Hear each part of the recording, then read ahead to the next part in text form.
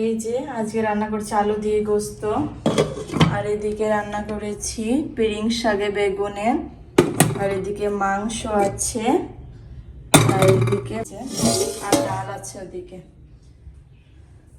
পুরো ভিডিওটা দেখুন, ভালো লাগবে আশা করি। ওয়ালাইকুম গাইস, কেমন আছেন? আশা করি সবাই ভালো আছেন। তো আজকে সবজি নিয়ে শুরু করছি ভিডিওটা। তো কালকে নিয়েছিলাম এইগুলো সব কিছু। তো আজকে এই মেথি শাক, তো পিরিং শাক, এখানে মেথি শাক বলে, তো আমি মানে আন্দাজও করতে পারিনি যে মেথি শাকটাই পিরিং শাক বলে। তো আমার দিদি বললো যে মেথি শাক মানে পিরিং শাক, তো আমি দেখে বুঝতেও পারছিলাম না। তো আবার বলছে তাহলে তো আমি মানে যখনই বাজারে করতাম তখনই নিতাম, তো আমি নিতাম না মেথি শাক বলে। ও বাবা বলতো কিরম খেতে, তো আমি মানে একটু মাথায় আসেনি যে মেথি শাকটাই পিরিং শাক। আমি এখানে তো নাম জানি না কি বলে মেথি শাক মানে, তো এখানে বলে সবাই মেথি শাক পিরিং শাককে। তো সেই জন্য আমি মেথি শাক হিসাবে মানে মেথি শাক বলে আমি নিয়েছি এটা। আর এই বেগুন দিয়ে রান্না করব মেথি শাকটা। তো চলুন কিভাবে রান্না করছি আপনাদের সঙ্গে শেয়ার করব। এদিকে শসা, আলু, পেঁয়াজ সব কিছু আছে। 5 কিলো আলু নিয়েছি, পেঁয়াজ নিয়েছি 3 কিলো, সব ভরা আছে ওখানে ক্যারিতে।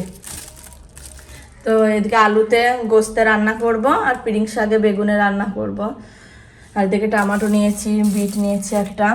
তো তারপর ফিরে আসতে আপনাদের দেখাবো কিভাবে আমি রান্না করছি পিরিং শাকটা। মেথি শাক নামটা খুব সুন্দর। তো এতগুলো শাক তো একসঙ্গে খেতে পারবো না, তো আমি অর্ধেক বানাবো, কালকে হবে অর্ধেক। যেহেতু এতগুলো শাক একসঙ্গে খাওয়া যাবে না, আমরা যেহেতু আমার হাজবেন্ড আর আমি, বাবু তো অল্প। যে ধনের পাতা নিয়েছি 1 আটি। এই যে ওর বাবা চাল পাঠিয়েছে 5 কিলো হবে। তো চাল পাঠিয়েছে, বরকত হয়ে গেছিলো। তো চালটা আমি চাপিয়ে দেবো ডেকচিতে, চাপাবো। খুব সুন্দর এখানকার চালগুলো, যে চালগুলো খুব সুন্দর।